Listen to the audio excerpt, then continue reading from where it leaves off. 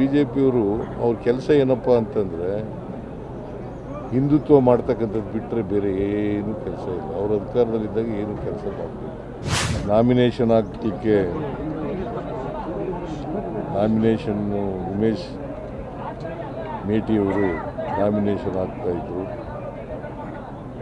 ನಾನು ಅಧ್ಯಕ್ಷರು ಮತ್ತು ಗೋಪಿನಾಥ್ AICC ಸೆಕ್ರೆಟರಿ ನಾವೆಲ್ಲರೂ ಕೂಡ ಬಂದಿದ್ದೆವು.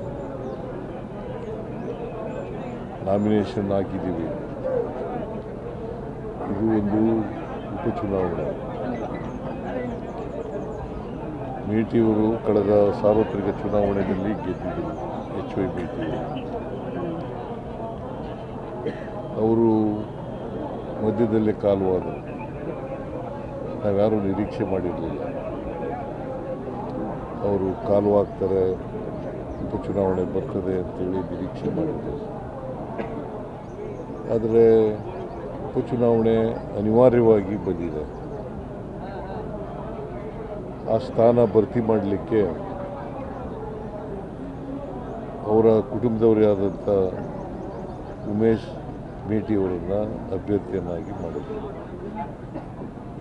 ಇವ್ರನ್ನ ಅಭ್ಯರ್ಥಿಯನ್ನಾಗಿ ಮಾಡೋದಕ್ಕಿಂತ ಮುಂಚಿತವಾಗಿ ಎಲ್ಲ ಜನರ ಅಭಿಪ್ರಾಯವನ್ನು ಕೇಳಿದ್ದೀವಿ. ಈ ಕ್ಷೇತ್ರದ ಜನರ ಅಭಿಪ್ರಾಯವನ್ನು ಕೇಳಿದ್ದೀವಿ, ಮುಖಂಡರುಗಳ ಅಭಿಪ್ರಾಯವನ್ನು ಕೇಳಿದ್ದೀವಿ, ಆಮೇಲೆ ಜಿಲ್ಲಾ ಶಾಸಕರ ಅಭಿಪ್ರಾಯವನ್ನು ಕೇಳಿದ್ದೀವಿ. ಎಲ್ಲರೂ ಕೂಡ ಮೇಟಿಯವರ ಕುಟುಂಬದವರಿಗೆ ಕೊಡಬೇಕು ಅಂತಕ್ಕಂಥದ್ದು ಅಭಿಪ್ರಾಯ ವ್ಯಕ್ತ ಮಾಡಿದ್ರು. ನಾನು ಕೂಡ ಕರೆದು ಮಾತಾಡಿದ್ದೆ. ಮೇಟಿಯವರ 4 ಮಕ್ಕಳನ್ನ ಕರೆದು ಮಾತಾಡಿದ್ದೆ. ಅವರು ಯಾರಿಗಾರು ಕೊಡಿ, ಹೈಕಮಾಂಡ್ನವರು ಯಾರಿಗಾರು ತೀರ್ಮಾನ ಮಾಡ್ತಾರೆ ಅದಕ್ಕೆ ನಾವು ಬದ್ಧರಾಗಿದ್ದೀವಿ ಅಂತ ಹೇಳಿದ್ರು. ಹಾಗಾಗಿ ಉಮೇಶ್ ಮೇಟಿಯವರನ್ನು ಕ್ಯಾಂಡಿಡೇಟ್ ಮಾಡಿದ್ದೀವಿ. ಈಗಾಗಲೇ DK ಶಿವಕುಮಾರ್ ಅವರು ಪ್ರಸ್ತಾಪ ಮಾಡಿದ್ದಾರೆ.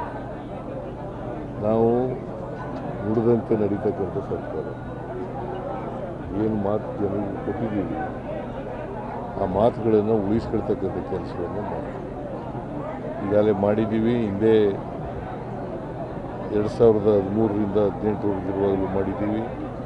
ಈಗಲೂ 3 ವರ್ಷ ಆಗ್ತಾ ಇದೆ ನಮ್ಮ ಸರ್ಕಾರ ಬಂದು. 2023 ಮೇ 20ನೇ ತಾರೀಕು ಅಧಿಕಾರಕ್ಕೆ ಬಂದು ಅವತ್ತಿನಿಂದ ಇವತ್ತಿನವರೆಗೂ ಅನೇಕ ಕಾರ್ಯಕ್ರಮಗಳನ್ನು ಕೊಟ್ಟಿದ್ದೀವಿ. ಜೊತೆಗೆ ಒಂದೇ ವರ್ಷದಲ್ಲಿ ನಾವು ಏನು ಚುನಾವಣಾ ಸಂದರ್ಭದಲ್ಲಿ ಏನು ಹೇಳಿದ್ದು ಗ್ಯಾರಂಟಿ ಯೋಜನೆಗಳು, 5 ಗ್ಯಾರಂಟಿ ಯೋಜನೆಗಳು, ಅವನ್ನೆಲ್ಲನೂ ಕೂಡ ಜಾರಿ ಮಾಡಿದ್ವಿ. ಒಂದೇ ವರ್ಷದಲ್ಲಿ ಜಾರಿ ಮಾಡಿದ್ವಿ. ಅದಕ್ಕೆ ಸುಮಾರು 1,21,000 ಕೋಟಿಗೂ ಹೆಚ್ಚು ಖರ್ಚು ಮಾಡಿದ್ವಿ. 1 ಲಕ್ಷಕ್ಕೂ ಫೆಬ್ರವರಿವರೆಗೆ 1,21,000 ಕೋಟಿಗೂ ಹೆಚ್ಚು ಖರ್ಚು ಮಾಡಿದ್ವಿ. ಪ್ರತಿ ವರ್ಷ 51,000 52,000 ಖರ್ಚು ಮಾಡ್ತಾಯಿದ್ವಿ.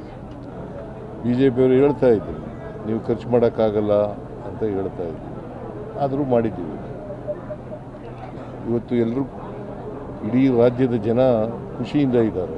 ಅದಕ್ಕೋಸ್ಕರನೇ ಕೆಲವು ತಿಂಗಳುಗಳ ಹಿಂದೆ ಬೈ ಎಲೆಕ್ಷನ್ ನಡೀತು ರಾಜ್ಯದಲ್ಲಿ. ಚನ್ನಪಟ್ಟಣ, ಸಿಗ್ಗಾಂವ್ ಮತ್ತು ಸಂಡೂರು 3 ಕಡೆ ನಾವು ಗೆಲ್ಲಿಲ್ವ. ಆಗಲೂ BJPಯವರು ನಾವು ಗೆಲ್ಲದೇ ಇಲ್ಲ ಅಂತ ಅಪಪ್ರಚಾರ ಮಾಡಿದ್ರು, ಸುಳ್ಳು ಹೇಳಿದ್ರು. ಗೆಲ್ಲಿಲ್ವ, ಅದು ದೊಡ್ಡ ಅಂತರದಿಂದ ಗೆದ್ದಿದ್ದೀವಿ.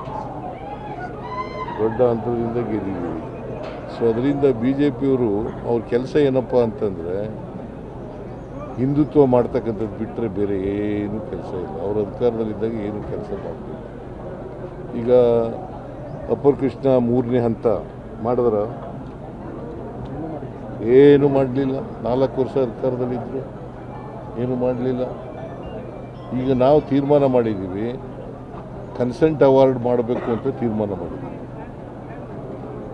ಕನ್ಸೆಂಟ್ ಅವಾರ್ಡ್ ಮೂಲಕ ತರಿ ಜಮೀನಿಗೆ ಅಂದರೆ ನೀರಾವರಿ ಜಮೀನಿಗೆ 40 ಲಕ್ಷ ರೂಪಾಯಿ, ಖುಷ್ಕಿ ಜಮೀನಿಗೆ 30 ಲಕ್ಷ ರೂಪಾಯಿ ಕೊಡಬೇಕು ಅಂತ ತೀರ್ಮಾನ ಮಾಡಿದ್ದೀವಿ. ಬಜೆಟ್ನಲ್ಲಿ ದುಡ್ಡು ಕೂಡ ಇಟ್ಟಿದ್ದೀವಿ.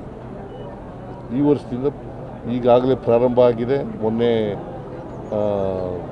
ಇಲ್ಲಿ ಮೆಡಿಕಲ್ ಕಾಲೇಜಿಗೆ ಶಂಕುಸ್ಥಾಪನೆ ಮಾಡೋಕ್ಕೆ ಬಂದಿದ್ದಾಗ ಚಾಲನೆ ಮಾಡಿದ್ದೀವಿ. ಬಾಗಲಕೋಟೆಯಲ್ಲೇ ಚಾಲನೆ ಮಾಡಿದ್ದೀವಿ. ಅದರಿಂದ ನಾವು ಏನು ಹೇಳ್ತೀವಿ ಅದನ್ನು ಮಾಡೇ ಮಾಡ್ತೀವಿ. ಈಗ 3-4 ವರ್ಷದಲ್ಲಿ ಎಲ್ಲ ಪರಿಹಾರವನ್ನು ಜಮೀನುಗಳು ಮುಳುಗಡೆ ಆಗ್ತವಲ್ಲ, ಆ ಜಮೀನು ಕಾಲುವೆಯಲ್ಲಿ ಮುಳುಗಡೆ ಆಗ್ತವಲ್ಲ, ಆ ಜಮೀನುಗಳಿಗೆಲ್ಲ ದುಡ್ಡು ಕೊಡ್ತಕ್ಕಂಥ ಕೆಲಸವನ್ನು ಮಾಡ್ತೀವಿ. ಸುಮಾರು 70,000 ಕೋಟಿಗೂ ಹೆಚ್ಚಾಗ್ತದೆ.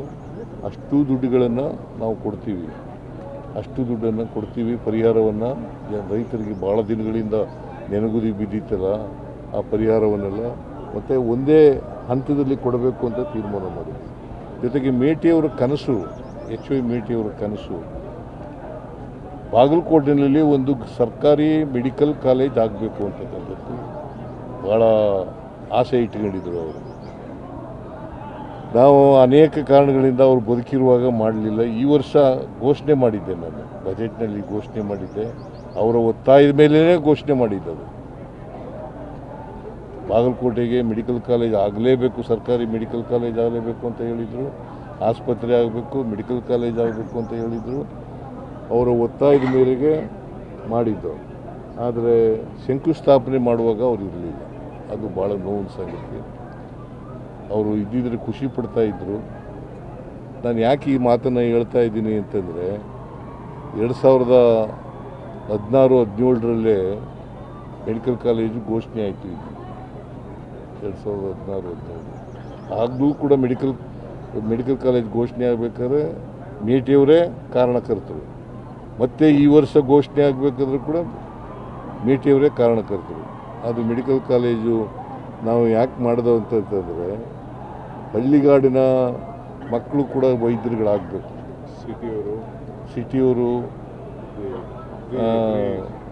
ಭಾಳ ಮುಖ್ಯವಾಗಿ ಬಡವ್ರ ಮಕ್ಕಳು, ರೈತರ ಮಕ್ಕಳು, ಅವರು ಮೆಡಿಕಲ್ ಡಾಕ್ಟ್ರುಗಳಾಗಬೇಕು ಅನ್ನೋ ಕಾರಣಕ್ಕೋಸ್ಕರ ಎಲ್ಲ ಜಿಲ್ಲೆಗಳಲ್ಲೂ ಕೂಡ ಮೆಡಿಕಲ್ ಕಾಲೇಜ್ ಮಾಡ್ತಾಯಿದ್ದೀವಿ.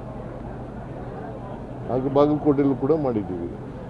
ಬಡವರ ಹಾಸ್ಪಿಟ್ಲ್ ಕೂಡ ಯಾಕೆ ಅಂತ, ಹಾಸ್ಪಿಟ್ಲ್ ಯಾಕೆ ಮಾಡ್ತಾಯಿದ್ದೀವಿ, ಒಳ್ಳೆ ಗುಣಮಟ್ಟದ ಸೇವೆ ಸಿಗಬೇಕು, ಆರೋಗ್ಯ ಸೇವೆ ಸಿಗಬೇಕು, ಬಡವ್ರಿಗೂ ಸಿಗಬೇಕು. ಬರೀ ಶ್ರೀಮಂತರು ಸಿಕ್ಕಿದ್ರೆ ಸಾಲದು, ಬಡವ್ರಿಗೂ ಸಿಗಬೇಕು ಅನ್ನೋ ಕಾರಣಕ್ಕೋಸ್ಕರವಾಗಿ ನಾವು ಮಾಡಿದ್ದೀವಿ. ಸೊ ಅನೇಕ ಅಭಿವೃದ್ಧಿ ಕೆಲಸಗಳನ್ನು ಮಾಡಿದ್ದೀವಿ. ನಾವು ಅನೇಕ ಅಭಿವೃದ್ಧಿ ಕೆಲಸಗಳನ್ನು ಮಾಡಿದ್ದೀವಿ. ಮೇಟಿಯವರು ಯಾವಾಗಲೂ ಕೂಡ ನಾನು ಭೇಟಿ ಮಾಡಿದಾಗ ಬಡವರ ಬಗ್ಗೆ, ದಲಿತರ ಬಗ್ಗೆ, ಹಿಂದುಳಿದವ್ರ ಬಗ್ಗೆ, ಅಲ್ಪಸಂಖ್ಯಾತರ ಬಗ್ಗೆ, ಮಹಿಳೆಯರ ಬಗ್ಗೆ, ಕಾರ್ಮಿಕರ ಬಗ್ಗೆ, ರೈತರ ಬಗ್ಗೆ ಮಾತಾಡ್ತಾ ಇದ್ರು ಹೊರತು ಬೇರೆ ಮಾತಾಡ್ತಾ ಇದ್ರು. ಈ ನವನಗರ ಕೂಡ ಅವರೇ MLA ಆಗಿದ್ದರು. ಅವರು ಕೂಡ ಕಾರಣಕರ್ತರು ಅಂತಕ್ಕಂಥ ಮಾತುಗಳನ್ನು ಈ ಸಂದರ್ಭದಲ್ಲಿ ಹೇಳ್ತೇವೆ. ಮತ್ತು ಈ ಚುನಾವಣೆ ಇದೆಯಲ್ಲ, ಜನ ನಮ್ಮನ್ನು ಉಮೇಶ್ ಮೇಟಿಯವರನ್ನು ಕೈ ಹಿಡಿತಾರೆ ಅಂತಕ್ಕಂಥ ವಿಶ್ವಾಸ ಇದೆ, ನಂಬಿಕೆ ಇದೆ. 100ಕ್ಕೆ 100 ಉಮೇಶ್ ಮೇಟಿಯವರು ಗೆದ್ದೇ ಗೆಲ್ತಾರೆ ಅಂತಕ್ಕಂಥ. BJPಯವರು ಏನಾರ ಹೇಳ್ಕೊಳ್ಳಿ, ಯಾಕೆಂತಂದರೆ ಅವರು ಅಪಪ್ರಚಾರಕ್ಕೆಲ್ಲ ಜನ ಮನ್ನಣೆ ಕೊಡಲ್ಲ ಅಂತಕ್ಕಂಥದ್ದು ಈಗಾಗಲೇ ಸಾಬೀತಾಗಿದೆ. ಅದರಿಂದ ಅವರು ಏನು ಹೇಳಿದ್ರೂ ಕೂಡ ಸುಳ್ಳು ಹೇಳೋದು. ಅವ್ರ ಜಾಯಮಾನ ಏನಪ್ಪ ಅಂತಂದರೆ ಸುಳ್ಳು ಹೇಳೋದು. ಅವ್ರ ಮನೆ ದೇವರೇ ಸುಳ್ಳು, BJPಯವ್ರ ಮನೆ ದೇವರೇ ಸುಳ್ಳು. ಅದರಿಂದ ಸುಳ್ಳು ಹೇಳ್ತಾರೆ, ಸುಳ್ಳು ಅಪಪ್ರಚಾರ ಮಾಡ್ತಾರೆ. ಜನಗಳಿಗೆ ಗೊತ್ತಾಗಿದೆ ಅವ್ರು ಸುಳ್ಳು ಹೇಳ್ತಾರೆ ಅಂತಕ್ಕಂಥದ್ದು, ಜನಗಳಿಗೆ ಗೊತ್ತಾಗಿದೆ. ಅದರಿಂದ ಅವರು ನಮ್ಮ ನೀತಿ ಏನಪ್ಪ ಅಂತಂದರೆ, ಸಾಮಾನ್ಯವಾಗಿ ಯಾರು ಶಾಸಕರಾಗಿದ್ದರು ಅವ್ರು ಸತ್ತೋದ್ರೆ, ಅವ್ರ ಕಾಲವಾದರೆ ಅವ್ರ ಮನೆಯವರಿಗೆ ಕೊಡಬೇಕು ಅಂತಕ್ಕಂಥದ್ದು. ಇಲ್ಲೂ ಕೂಡ ಅವ್ರ ಮನೆಯವರಿಗೆ ಕೊಟ್ಟಿದ್ದೀವಿ, ದಾವಣಗೆರೆಯಲ್ಲೂ ಕೂಡ ಕೊಟ್ಟಿದ್ದೀವಿ. ಸೊ ಎರಡೂ ಕಡೆ ನಾವು ಗೆಲ್ತೀವಿ. ಸರ್, ಈ ವಯಸ್ಸು ಆಗಿಂದ ನಿಧನ ಹೊಂದಿದವ್ರಿಗೆ ಅನುಕಂಪ ಯಾಕೆ ಬರ್ತಾ ಇದೆ, ಅದೆಲ್ಲ ಯಾವ ಥರ ಇದೆ? ಅವ್ರಿಗೆಲ್ಲ ಸಮಾಧಾನ ಮಾಡ್ತೀವಿ.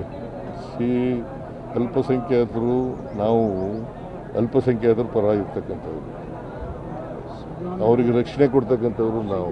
ಶಿಗ್ಗಾಂವ್ನಲ್ಲಿ ಬಸವರಾಜ ಬೊಮ್ಮಾಯಿ ಅವರ ಮಗನ ಮೇಲೆ ಗೆದ್ದವ್ರು ಯಾರು? ಪಠಾಣ್ ಅಂದರೆ ಯಾರು? ಪೈಲ್ವಾನ್ ಪಠಾಣ್. ಅವರು ಮುಸ್ಲಿಮ್ ಅಲ್ವಾ? ಎಲ್ಲಿ ಕೊಡಬೇಕು ಅದು ಕೊಡ್ತೀವಿ. ಅವ್ರಿಗೆ ಏನು ಕೊಡಬೇಕು ಅವರು ನ್ಯಾಯಯುತವಾಗಿ. ನಾವು ಸಾಮಾಜಿಕ ನ್ಯಾಯಕ್ಕೆ ಬದ್ಧರಾಗಿರ್ತಕ್ಕಂಥವ್ರು, ಸಾಮಾಜಿಕ ನ್ಯಾಯಕ್ಕೆ ಬದ್ಧರಾಗಿರ್ತಕ್ಕಂಥವ್ರು. ಅವರಿಗೆ ಸೂಕ್ತ ಸ್ಥಾನಮಾನವನ್ನು ಕೊಡ್ತಕ್ಕಂಥದ್ದು ಕೂಡ ನಾವು ಮಾಡ್ತೇವೆ. ಅದು ಬಿ ಜೆ ಪಿಯವ್ರು ಕೊಡ್ತಾರಾ? ಒಬ್ಬರೇ ಮೇಲೆ ಇದ್ದಾರಾ ಬಿ ಜೆ ಪಿಯವರು? ಬಿ ಜೆ ಪಿನಲ್ಲಿ ಮುಸಲ್ಮಾನರು ಒಬ್ಬರೇ ಮೇಲೆ ಇದ್ದಾರಾ? ನಾವು ಕೊಡ್ತೀವಿ. ನಾವು ಅವ್ರಿಗೆ ಸಮಾಧಾನ. ಯಾರು ಈಗ ಟಿಕೆಟ್ ಕೇಳೋದು ತಪ್ಪು ಅಂತ ಹೇಳಲ್ಲ. ನಾವು ಟಿಕೆಟ್ ಕೇಳಿ ಈಗ ಪೈಲ್ವಾನ್ ಸಾದಿಕ್ ಅನ್ನೋರು ನಿಂತಿದ್ದಾರೆ ಬಾಗಲಕೋಟೆಯಲ್ಲಿ. ಅವ್ರಿಗೆ ಸಮಾಧಾನ ಮಾಡಿ ದಾವಣಗೆರೆಯಲ್ಲಿ ಅವ್ರನ್ನ ವಾಪಸ್ ತೆಗಿಸ್ತಕ್ಕಂಥ ಕೆಲಸವನ್ನು ಮಾಡ್ತೀವಿ. ಸರ್, ಪ್ರಸ್ತುತ ರಾಜ್ಯ ಸರ್ಕಾರ ಡಬಲ್ ಸ್ಟೇರಿಂಗ್ ಇರೋ ಸರ್ಕಾರ ಅಂತ ಹೇಳಿ ಶ್ರೀರಾಮುಲು ಅವರ ಬಗ್ಗೆ ಆರೋಪ ಮಾಡಿದ್ದಾರೆ. ಡಬಲ್ ಸ್ಟೇರಿಂಗ್ ಸರ್ಕಾರ, ಒಂದು ಸ್ಟೇರಿಂಗ್ ಸಿದ್ದರಾಮಯ್ಯ ಅವ್ರ ಕಡೆ. ಪಾಪ ಅವರೇ ಸೋತ್ಬಿಟ್ಟಿದ್ದಾರೆ.